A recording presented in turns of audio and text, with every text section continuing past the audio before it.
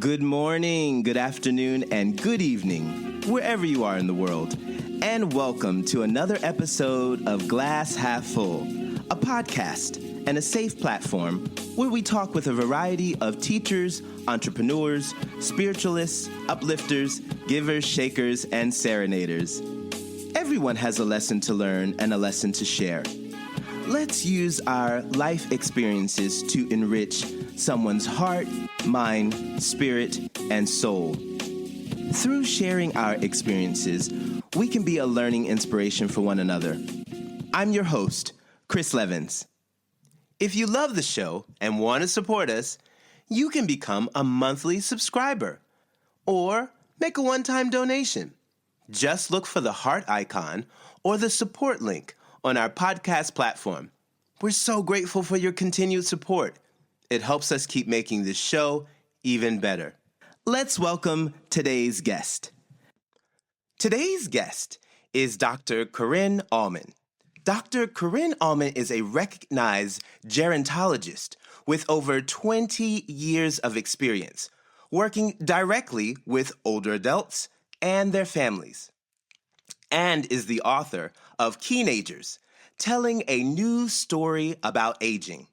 She is a nationally certified guardian, certified senior advisor, and an advanced professional member of the Aging Life Care Association.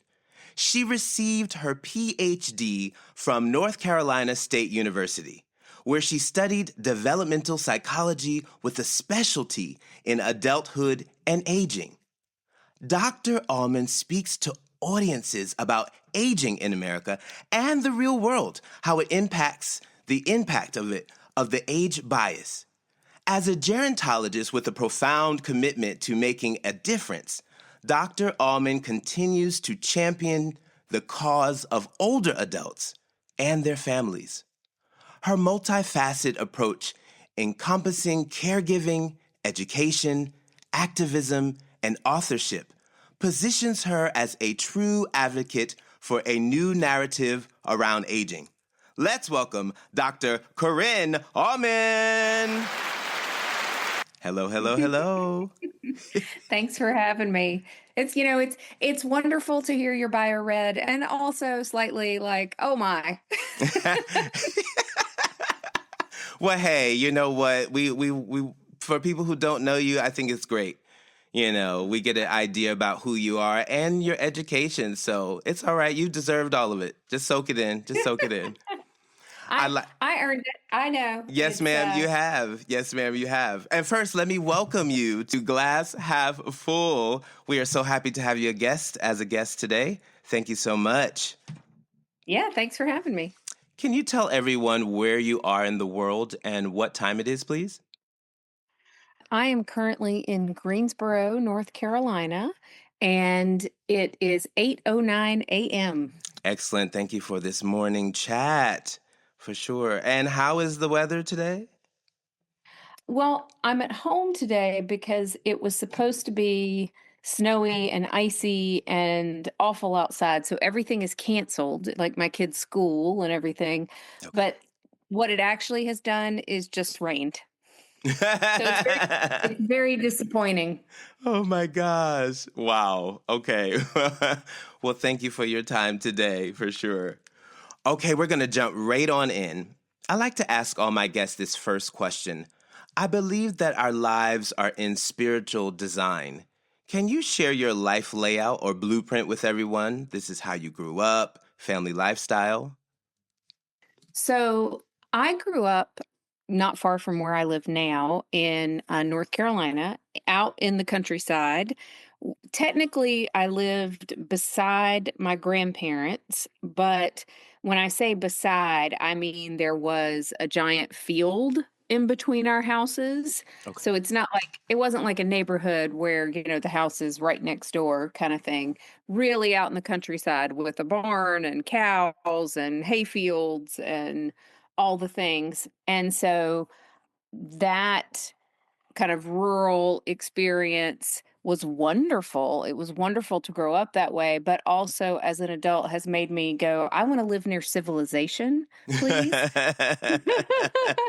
So it has impacted my choices of location as an adult, because when you're out in the countryside like that as a kid, you have all that space to roam, but there are no friends close Oh, by. And getting anything, getting food, going to the grocery store was, a trip into town and a big deal. So yeah, it has certainly shaped my choices as an adult. I love that. And so tell us about your family growing up. You have siblings? Were there any pets? Oh, sure. So again, I grew up right next door to my grandparents, and I have one older brother Okay. and 1.5 million pets over the years. Because again, when you're out in the middle of nowhere, you can They the have a lot of friends, that. So right? Yeah. so cows, horses, dogs, cats. I don't think we ever had any really unusual pets. We did have a ferret for a while. He was really mean. He would bite you, so that wasn't great. A rabbit, we had a rabbit for a while. So, yeah, lots of animals, lots of activity going on all the time. Okay, so you guys were a lively family. Was there any religion in the family at all?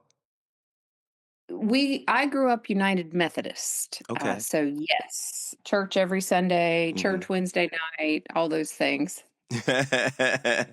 Nice. And tell us about your early education. I mean, like in Typical. as far as like university student and that. Okay, I started to say, you want me to talk about, going to elementary school? Yeah, No, ma'am. how far back are we going? No, so my undergraduate work was at Elon University, which is here in North Carolina. And then I went to graduate school at North Carolina State University, which is in Wow. Raleigh, and got my PhD there. And this is back to That's back. You went from undergrad Yes, I went. to master. I went straight through. You were I schooling it. I I was advised that if I quit and I started making money, I would never go back. This is a real And like deal. Yeah. and I As a think person that was who's in the master's program currently, like, yeah, it's easier when you just get it all done. But yeah, they I were just right. I was used to being broke and going to school, and I just continued to be broke and to go to school. And I didn't even really, it didn't even phase me. So yeah, I just went straight through. Wow. Wow. Okay. And so, what is your first job that you get outside of after having all of these degrees in education?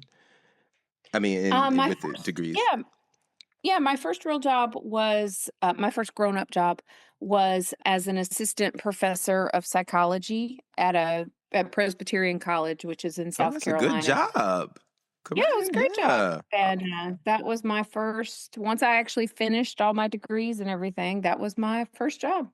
Now, did that have anything to do with aging at all?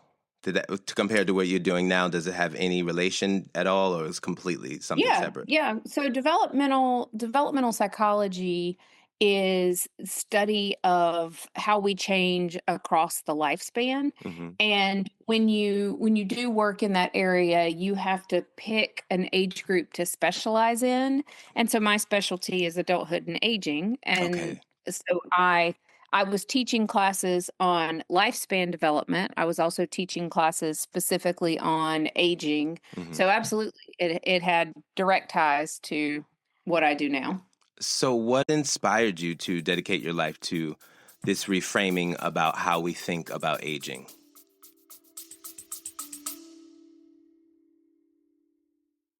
Let's hear a word from one of our sponsors, Body and Voice Studios. Want to improve your singing, strengthen your vocal projection, or refine your diction? Now, you can take voice lessons from anywhere in the world with Body and Voice Studios.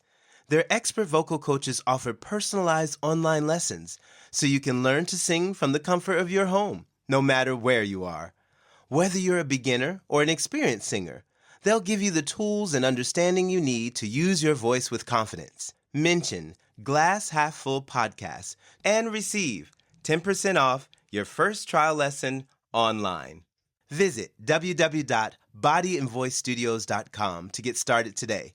Again, visit www.voicestudios.com.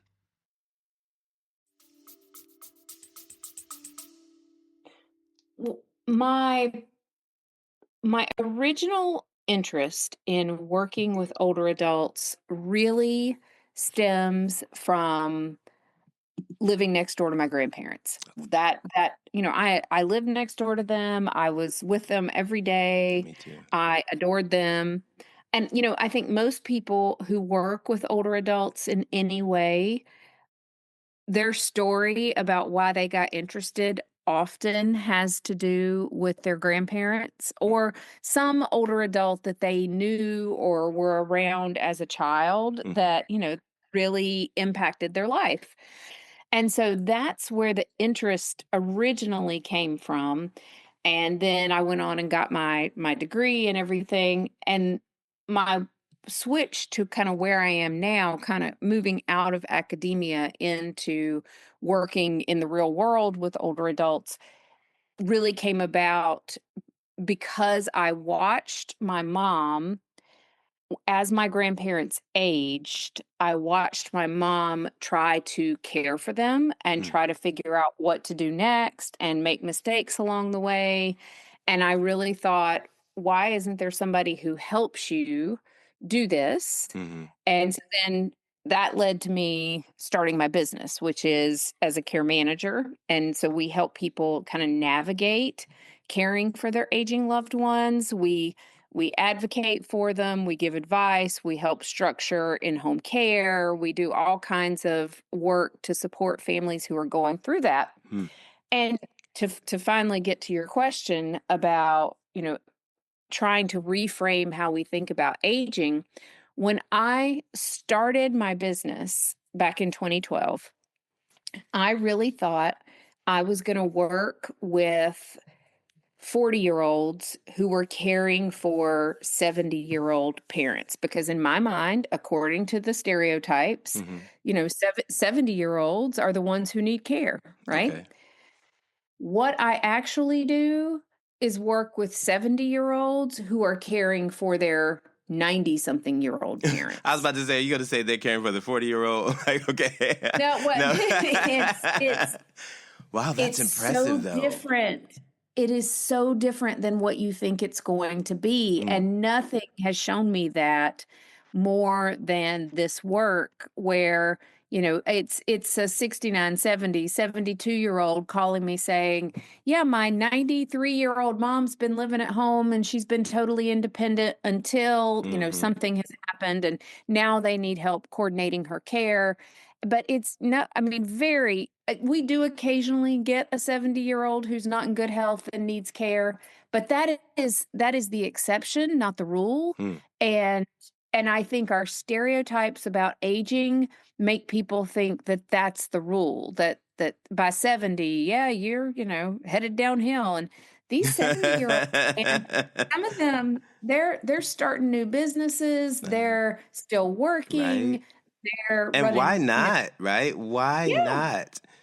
Yeah, they're this is doing all it. kinds of things that really surprise you, but also, I mean, inspire you. I am really looking forward to this now, and I Oh. I don't know if our stereotypes make people think that that's something they will look forward to. Hmm. This is true. This is so true. I'm wondering, so how old are your parents still living? My parents are both 81. Okay, so how has this helped you to be able to care for them as they have stepped into their wiser years? Sure. So the term I use for kind of these tip early years of older adulthood, right? So Mhm. like 65 to 75, even up to 80 is what I call your teenager years with the Mhm. K. And my parents have both been very active teenagers. My dad, even now, his health has declined some. but he is still, any day he can get out and go be doing something on the farm, he is out doing something on the farm. Now weather will slow him down, Mm-hmm. like today, and if it's really cold, he doesn't want to go outside so much, but he's still doing and engaging and out there at 81 engaging with the world, getting stuff done. So they have definitely been teenagers all along. My mom is in very good health at 81 and does some caregiving for my dad, but Mm-hmm.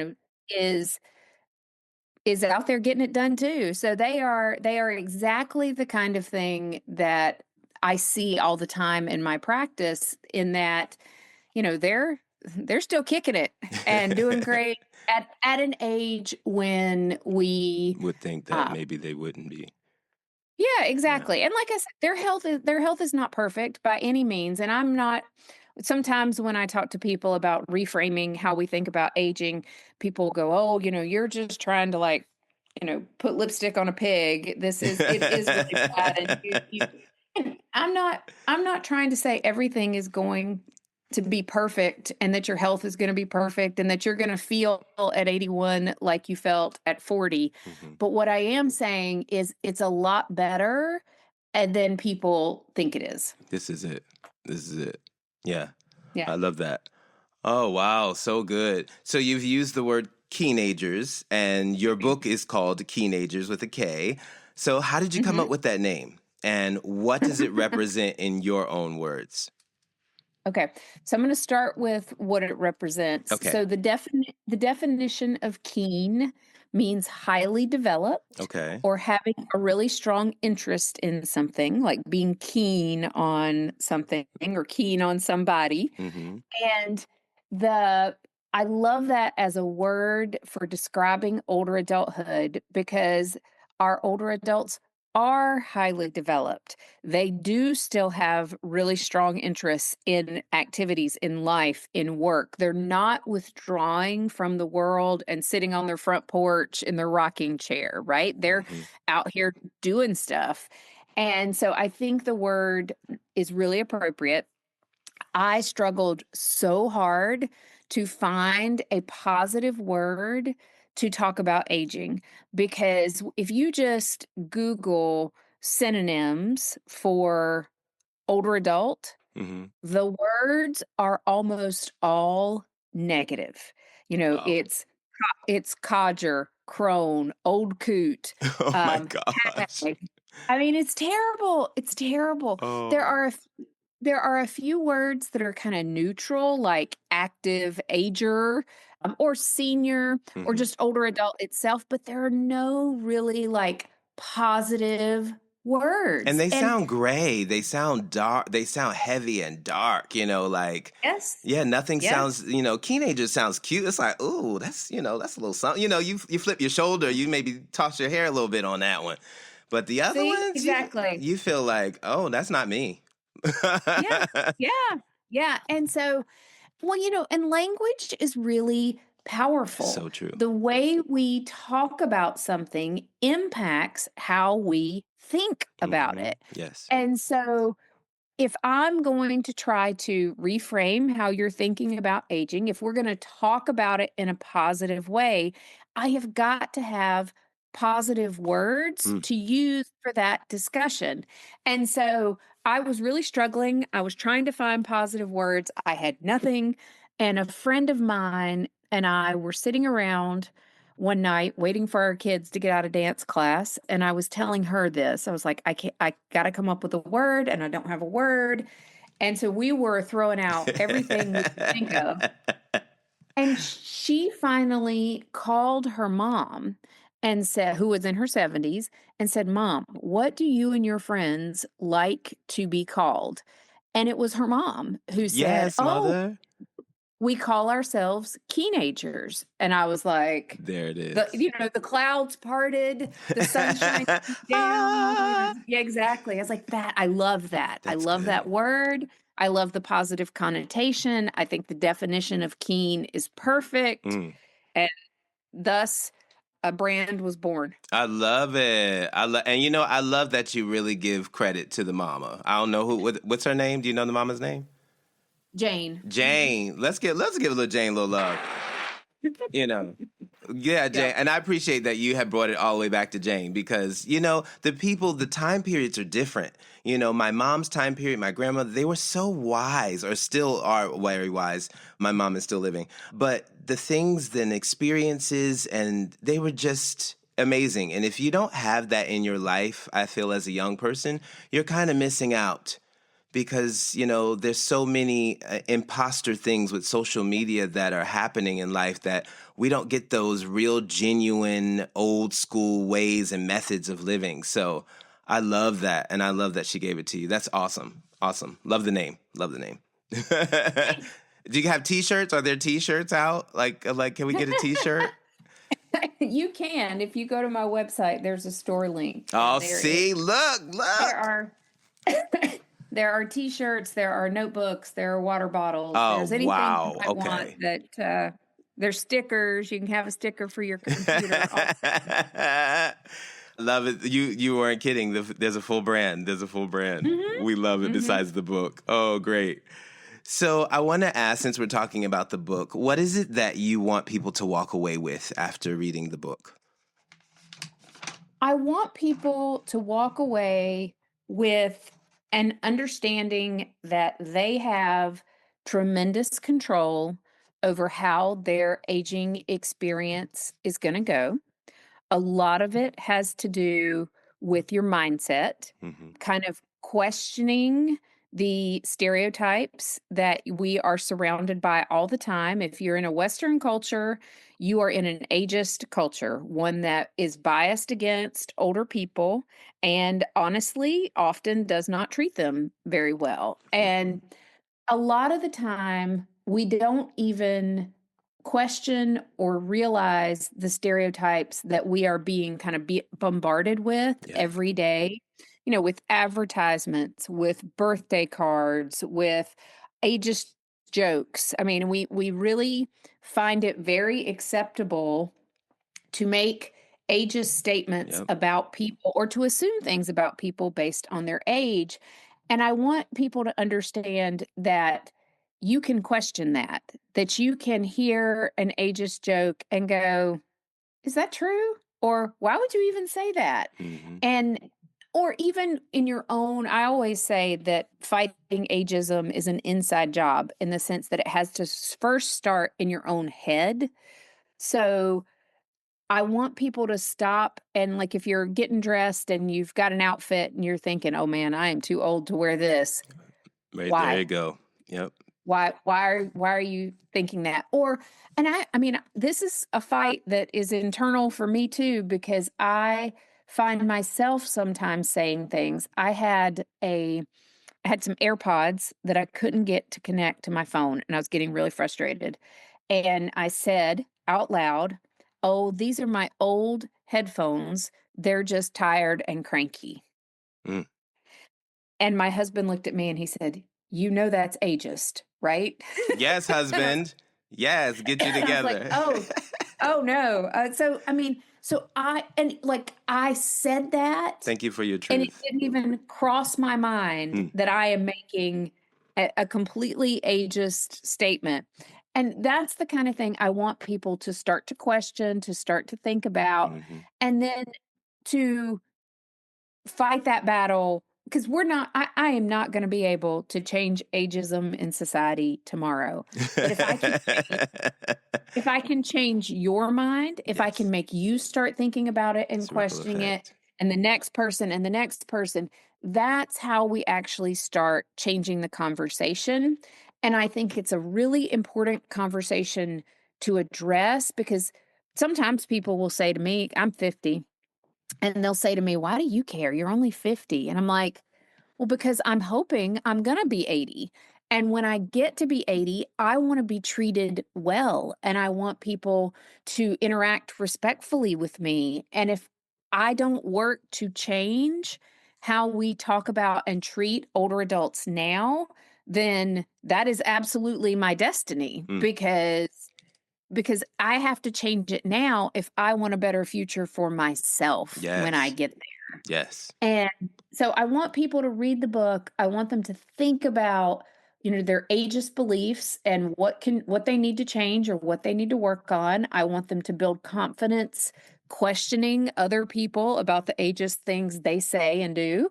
And then I also want people to start to plan for their own aging experience. There's a lot of things in the book about, paperwork you need to do or things you need to think about beyond financial planning, because so much of what we tell people is, oh, get your finances in order for retirement or get your finances in order for your older adult years. But we don't talk about, okay, where are you going to get your intellectual stimulation? Mm. Where are you going to get your social stimulation once Hmm. you retire? What are you going to spend your time doing? What's going to make you want to get out of bed on a Wednesday morning? There is so much Wow. more to planning for these older adult years than just money. Hmm. And so those are the things, that's the reshaping that I would love for people to come away with. Yes. Yes, Corinne. That's good. Woo. That's good. That's good. And like my mom is a big advocate. She does not use the word old and she does not let people use it on her. And, she always says whatever, her age is young. And I'm not going to blast her age out in here, but she's close to 90. But my grandmother and her sister, my grandmother lived to be 97. Her sister, both of them once 100, 101. And they were doing the business like out there. We had to take the keys away in the late 90s from both of them. Mhm. But besides that, they were still had a full day of stuff to do, Yeah, living they their were best life. teenagers. Yes, they were. And I Yeah. love that. So I think it's powerful as well that we have to be careful to, I don't let people say that, like, oh, how, I'm such and such years old. I always say, oh, I'm 36 years young or I'm 36. I try not to put that word in at all to have the commentary. Or sometimes even people will say, oh, you don't look like, you look so much younger. And I'm like, this is what the age looks like. This is what this is what it's supposed to look like. So Oh, we yeah. we have That these connotations in our head about what ages look like and the face that should go with the number. And it's like, no, no, no. Yeah. Well, it's so funny you say that because, I have teenagers at home, my kids, and they have really learned that they have to watch what they say around me because when I was turning, I think 49 for my 49th birthday, my daughter said, "Oh, mom, you don't look 49." And she's trying to be nice, right? Like she's trying to give me a compliment. And I was like, "Yes, I do. I look exactly like what a 49-year-old Yes, should look that's like. me too. You Yes, just tell them. you just don't have an accurate concept in your mind of what a 49-year-old looks like." And you could just I see her. I love it. mean, she's going, "Are you kidding me?" Like, "Mom, I'm just trying to be I nice. I'm know she trying to like, say." pull back, mom, pull back. Yeah. But, my point is, why do we even have to say that? Why wouldn't you just look at somebody and say, "Happy birthday. You look You're amazing. right. You're You look right. great." You You're don't right. you don't have to say You're anything right. about their actual So age. true. Yeah, that drives me Yeah, there's a nuts when people conditioning do that's that. happened that we do. Like you're right. There's an old, it feels like an old myth that's just continued and continued and like, and I love that you're making a new spread of education to change these things, to break these myths, as we would say. Yep. What would you say is the most common myth about aging that you wish you could just delete, take it from society forever? I mean, just the idea that it's all downhill, Okay. or that it's somehow out of your control. I Mm, mean, we know there is research that shows that your aging experience is about 70% your lifestyle and your choices and about 30% genetics. yes, true. So you yes, we all got a genetic inheritance from our parents that, we don't have control over, but 70%, well over half of what's going to happen, what your experiences are going to be like, are determined by the things you are doing right now. Are you exercising? Are you eating healthy? Are you getting social stimulation? Are you doing things that challenge your brain? All of these things are decisions you are making that impact how this aging thing is going to go for you. And that's incredibly empowering. Yes. And I think so many people approach aging as if they are just resigned to it. And and I don't mean like I really don't like any sort of advertisement that says we're going to win the battle against aging. No, no, you're not. That is a battle you are going to lose. Like we are all aging. We're going to be older at the end of this podcast than we were at the beginning. but but I really would like for people to reframe it to go, I have tremendous control over this and I am going to shape how my future looks. And Yes. that's what I want people to think. So yeah, get rid of the battle for age to win, to defeat aging, and get rid of the sort of inevitability of a downward spiral. Think about how in control you are, and then that just feels so much more empowering Mm. than the way we think about it now. So true. So true. I wanted to ask you, what role does culture play in our views of aging? And part two of that, are there cultures we should look into as to giving positive examples? Sure. I mean, culture has a tremendous power over us, and it's insidious in the sense that we don't even really think about it. We don't think about how surrounded we are by negative messages around aging. And I'll give you a quick example. A couple of years ago, when my youngest daughter was 12, we took her to a Bruce Springsteen concert. And I think Bruce was 70 at this time. And after the concert, we're driving home, and I said, "Oh, how did you like the concert?" And she goes, "It was okay." She's like, "But he shouldn't." At the end of the show, he kind of like ripped open his shirt while he's up there playing guitar. And Bruce Springsteen at 70 was in really good shape. He's got six-pack abs. And so him ripping open his shirt was fine. And my daughter goes, "He really shouldn't have torn open his shirt like that at the end." And I was like, "Okay, first of all, how dare you, right? Mm. This is Bruce Springsteen we're talking about here." I know, And people. and then and I'm like, "Okay, but why?" And she goes, "Well, because he's a dirty old man." Mhm. Oh my Mhm. gosh. Okay. Okay, so she's growing up with me as a mother, so this is not something I am saying to her, and Wow. this is not something her dad is saying to her. This is something that the culture has taught her Wow. by age 12, that older men are dirty old men Oh no my matter who gosh. they are, no Wow. matter the context. I mean, I was absolutely floored, I'm and I'm sure it like, just stopped the silence in the culture. Everything went to a "It did. stop. Like, It did," and I'm wow. like, How did you and handle it? and, Okay, what do you say in this position? Because your mom plus your doctor, Dr. Auman. So like yeah, yeah. how did you step back from this and handle it? This is yes. Let's hear Well, I this. mean, I did ask her, I'm like, "Why would you say that?" And it was really just, well, he's old. So Mm. that's just who he is. He's a dirty old man. Wow. Where's And the dirty come and from though? I mean, I get okay that he's old from her time period, but where's the dirty? I'm like, right, what that like she's at some point, someone, some book, some whatever it is, some story has taught her that. oh my And gosh. and so we had to have a discussion about, not all older men are dirty old men just because of their age, and that, Yes. he's a rock star and he's giving a concert, and Her this is a dad is perfect. around this. How old is her husband? Is he He's the same age as me. okay, Yeah, so okay. he's 50. Yeah. And yeah, it was Wow. crazy. So when I say the culture teaches us this, and if you even go take a look at kids' storybooks. Older people in kids' storybooks Oh are yeah. witches Yeah. and hags and scary old men.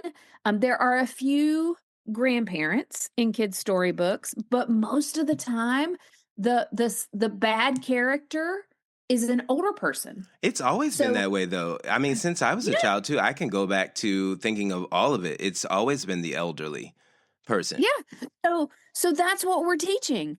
That's what we're teaching It's a from a shame. very Wow. young age, that It's that's what negative. aging. Yeah, it's negative. So, I mean, I can't be mad at people for being ageist. I can't be mad at my daughter for thinking No, of that, course because not. she's surrounded by it Yeah. all the time. But you don't what and this is my point about it being an inside job, because once you kind of start opening your eyes to it, You can't close you it back. start to see it everywhere and you're Mhm. like, "Oh my gosh, what are we doing?" But The rabbit hole. There it is. yeah. And you were talking about cultures. There Yes. are other cultures, Eastern cultures. Japan is the example that, Yes. comes up all the time in terms of respect for elders, treating your elders well. But a lot of the Eastern cultures are much more They respectful are. of older people, In a much whole more different respect. way. A whole different way. Yeah, and like for the ancestors, they have like ancestor shrines Yep. in their home, Sure do. but where you respect and keep these people in mind, and yeah, you treat everybody really well. That so it is very different cross culturally, and there's even some research that has looked at testosterone levels in older men. And they find that older men in cultures where older people are respected and treated well, their testosterone levels are higher than the older men in cultures where older people are not respected and not treated well. Wow. And so, I mean, there are Wow. real physiological impacts and you can look that research up. No, look, Dr. Beck. I definitely, but we believe you. I mean, after you Well, say it, like, but yeah, the wow. Dr. Becca Levy at the Yale School of Public Health has a really terrific book called Breaking the Age Code. Hmm. And she's done a bunch of this cross cultural research on aging. And so, if you're really interested in a deep dive, that's a terrific book to go down, because that she gets so far into the cultural impacts on you as an individual. And it's so interesting to look at how these messages just impact people and their own well-being. Wow. My gosh. Hmm. Let me ask you, what is one habit or practice you've seen that leads to thrilling life in 60s, 70s, and beyond? Oh, one habit or practice. Is it something that they mentally are saying to themselves? Is it something that they are incorporating themselves in? Mhm. What it I is? do. I feel like there's probably a I pattern for this of people who are living these amazing lives.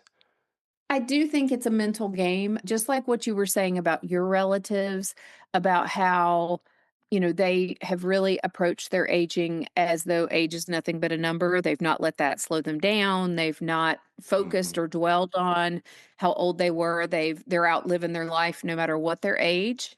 And I think that is a theme I see throughout people who are having a terrific teenagerhood, older adulthood. They really approach their life like, I'm going to do the things that I find interesting and that I'm passionate about, or that are fun for me. Hmm. I'm going to go do those things. And my age really has nothing to do with it. So often people get hung up on their age, that whole I'm too old for that. Hmm. So true. And the people who really do it well are the ones who are like, "Who cares how old I am?" That's got nothing to do with it. Let's go run our marathon, or let's go start our business, or let's go do whatever it is that I find really interesting to do. Take that dance class. They don't let the age is almost irrelevant Hmm. in that point for them. I love that. I love that. And why not? Like why not? Especially if you're physically healthy.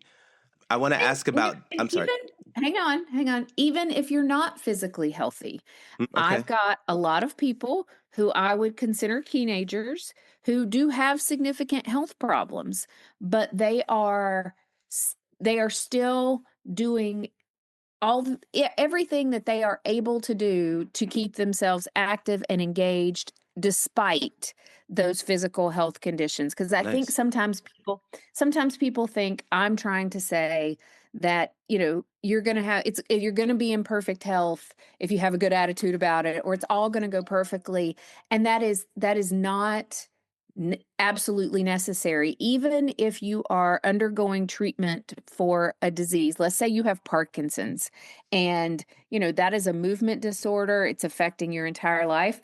There are dance classes for people with Parkinson's, and go take the dance class, right? Like, go do those Yeah. things that are available, that get you that are fun and get you moving. And wherever you're at, there are To things be able to to meet you. continue to do and to find joy doing, that make you want to get out of bed and keep going. And so you don't have to be in perfect physical condition to have a great teenagerhood. I love that. Thank you for jumping in to say that, because it's true. And maybe more on the opposite side, some people will feel that their physical condition is not at the best, so they're limited. But still, even in the limitation, do what you can still do for that. Mhm. Nice. How does diet play into preparing us for aging? Well, I mean, it certainly matters. Eating. I'm not a nutrition expert, so don't pin that on me. But think I think we all know that our diet and nutrition matters. We can talk about, you were talking about cross culturally. We all have probably heard, or if you haven't, there are these things called the blue zones, where people tend to live to be into their 100s, Mm-hmm. and they all tend to eat a very Mediterranean type diet, Okay. low in sugar, low in fat, a lot of Mm-hmm. fish, a lot of vegetables, olive oil, things like that. So there are certainly things that matter in terms of how you eat and how that impacts your overall long-term health. But by the same token, one of the things, like in the blue zones, one of the biggest things that they show that matters in terms of living to 100 and beyond Mm-hmm. is your social engagement. Mm. What happens what happens in the blue zones is older adults are part of everyday life. Yes. They are active and engaged. They are part of the social system. One of the things we do in a lot of Western cultures is we separate the older adults. We say, "Oh, it's time to retire, and you should with kind of withdraw from life, withdraw from the world, go home and sit on your porch." Or if you've got health conditions, we say, "Oh, go live in this assisted living or go live in this retirement." We separate them. We take them out of everyday life. And one of the things you see in the blue zones is that doesn't happen. The older adults are part of the community. They are engaged. They are doing stuff all the time. They aren't separated. And that socialization and purpose is part of what keeps them living and healthy. I And do so agree with it's that. it's food. Food matters, but other things like socialization and purpose Mm-hmm. matter just as much, if not more. Nice. And here living in Japan, it's true the elderly we have one of the largest elderly populations in the world, and they are busy. They are out. Mhm. They are in the park in the morning, 6 o'clock. It's the land of the rising sun. So the sun is up about 4 a.m. And so about 6:30, they're in the park, like a group of them and all over doing these exercises, and people can just join in and go through. But you're right. And even, working in the street construction, people retire here twice. They're using the Keenagers to be there holding the signs for people to go around because they're working in the streets. Where in the States, we use like a fake dummy, like a little machine that moves back Uh-huh. and forth, right? Yeah. They are using real people cleaning the escalators. They're using, like, it's unbelievable. The society is really functionable, and like you said, they are present in society and participating. And I think that it does make a difference because they have purpose. They have things that they're doing. And yeah, it's quite amazing. My mom was shocked when she came to see. She was like, where are they go? Like, where is she going? Like, it's dark out. It's like, like she's doing her business. She's going shopping. She's doing her thing. So I And love that. I think, I think it's really interesting too, because we, I am, would imagine many people in the US would be like, oh, it's so sad that they have to go to work or that they have to go do that. Oh, I Because didn't even think about it we, like that, but they would we, be. we have, we have this sort of like, I'll say myth, but this idea about retirement that it is your well earned rest and therefore be asked to go. You shouldn't go do anything. You should be able to, be in your garden and play golf or go fishing or do whatever. And what many people find in retirement after there's like this They honeymoon get bored. period, you retire and then you get bored. Mm-hmm. Yes. And not only do you get bored, you start to feel like nobody needs you, like you aren't contributing, nobody wants you around, Mm-hmm. nobody needs you for anything. And that is like absolutely horrible for your mental health, your well-being. So I think many of us in the US would look at those older people in Japan and say, "Oh, that's so sad." But what you don't see is that that makes them feel needed. That Mm-hmm. makes them feel purposeful. Like I am contributing, I am being helpful. Somebody needs me to show up to do these things. And as human beings, we want to feel needed and wanted and purposeful. And yeah, I mean, I would love it if we started like a senior corps here in the US doing some of those tasks. Hmm. But yeah, instead we would be like, "Oh, that's so sad that they're still having to work or having to show up or having to do." And that's another one of those things I think we really need to work on reframing to go, no, it's great that they are participating and that they're up and doing, and aren't we grateful that they got up today to do this job? Yes. Yeah, this is it. I mean, yeah, put the positive spin on it. That there are people crying in the world because somebody is gone. Mm. That, and so to see these teenagers out there working and doing stuff, it's inspiring, and it's really nice. It's really, really nice. It's something that the foreigners living here, we notice, because in our Yeah. countries it's not that way at all. You know, Yeah. and there's a sense of just extra respect that we have feeling for them that are out doing their business. Nice, nice. I wanted to On a ask. side I'm sorry. Go ahead. on a Yes. no, yeah, on a side note, my family and I came to Japan about 2 years ago, I think now, Oh. and it was absolutely fascinating for me, in Hmm. particular, as somebody, looking at aging all the time, to see the older ladies walking around in the I don't even know what they're called, like the Kimono. platform, the The kimono, kimono but and kimono the shoes. platform shoes, the The shoes. geta. Yeah. Those I was watching that going, my heart was palpitating a little. I'm like, what if Is she she gonna? falls down? But No, and then because she'd probably do a cartwheel and land back on them like. that's just it. They are moving down the street in those shoes and like it's nothing. It was so great. It was so great. Oh, I love it. I'm glad that you enjoyed the time here, and to be able to notice about how the culture is with, how they're doing with their teenagers and what they're doing with that. So I love that you guys have come. Oh, I was here. I was here. I was here. That's so interesting how that works, right? Like, wow, nice. I wanted to ask you if you could refine the word aging in the dictionary, what would your new definition be? Something along the lines of a lifelong developmental process. Ooh, Because we don't, nice. everybody's aging. We use the word when after you get to a certain age, we talk about you aging, right? Mm-hmm. But everybody's aging. Babies Yes. are aging. When we're young instead of calling it aging, we call it growing up, but it's aging. And aging is a lifelong developmental process that you started the moment you were formed in your mother's womb. You started aging, not, and that's the thing. We talk about aging like it's something that only older people do, but Mhm. it's not. It is a lifelong developmental process. Then, you know, the education systems, the school systems need to refine some of their teaching.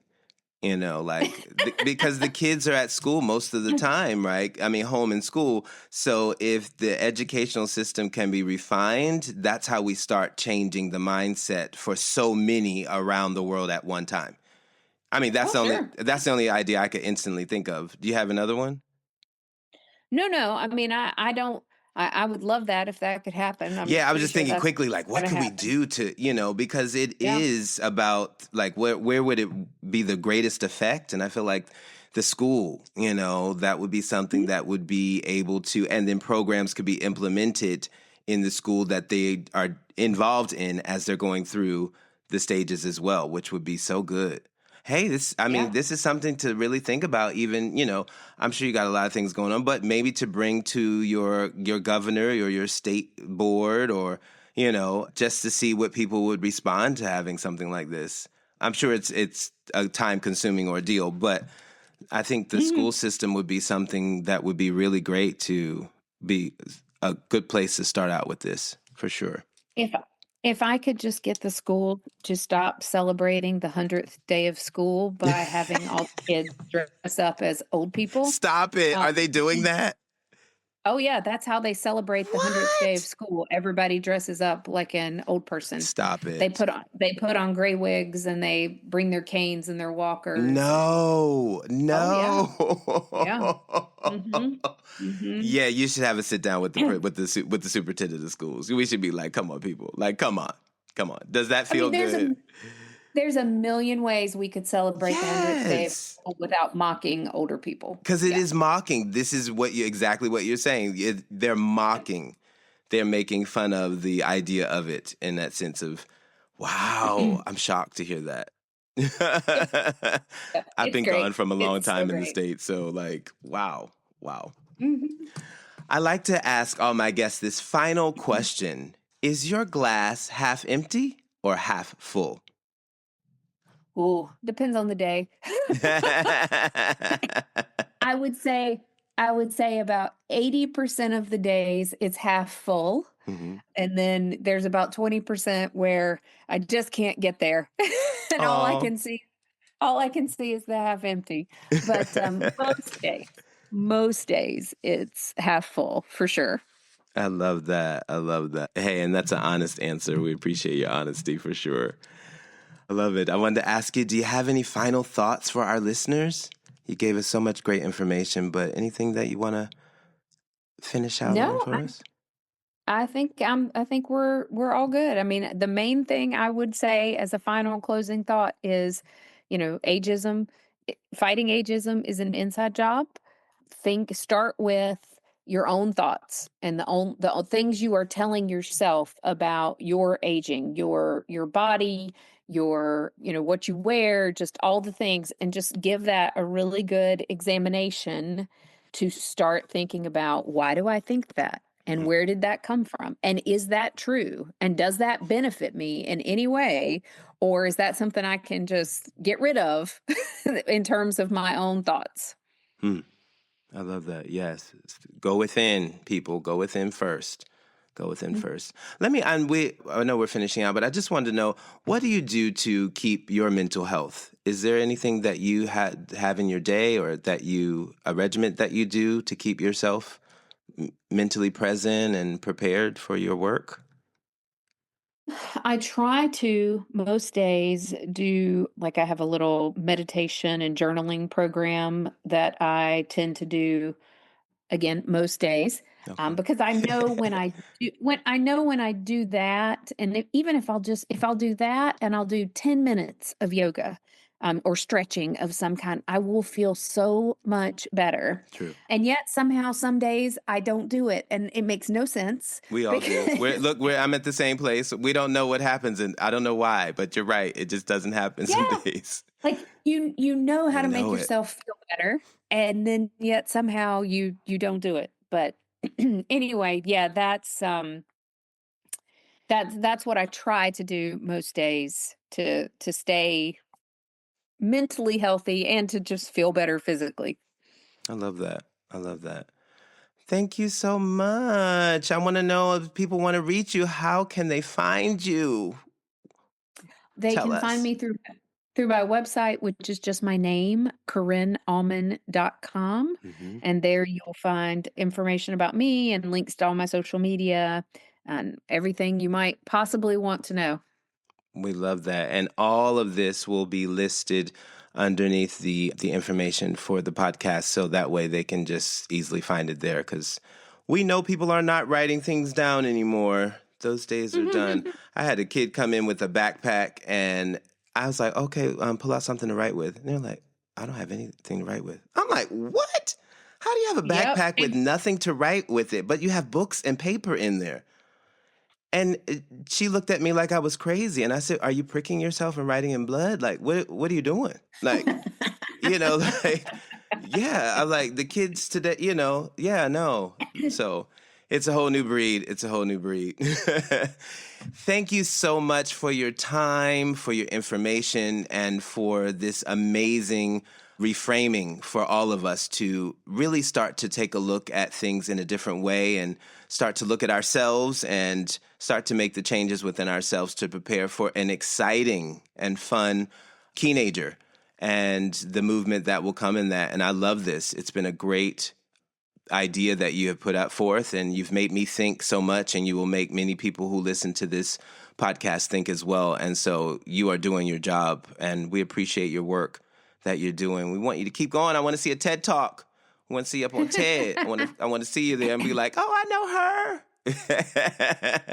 For sure. Thank you for having me. Yeah, it's been great fun. The pleasure's all mine. We thank you so much. You take care. Have a great day. You too. Thank you. Bye-bye. Bye-bye. Hello, listeners of Glass Half Full.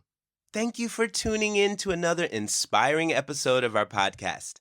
I'm your host, Chris Levins, and I want to express my gratitude to each and every one of you for being a part of our supportive community. Remember, Glass Half Full is not just a podcast.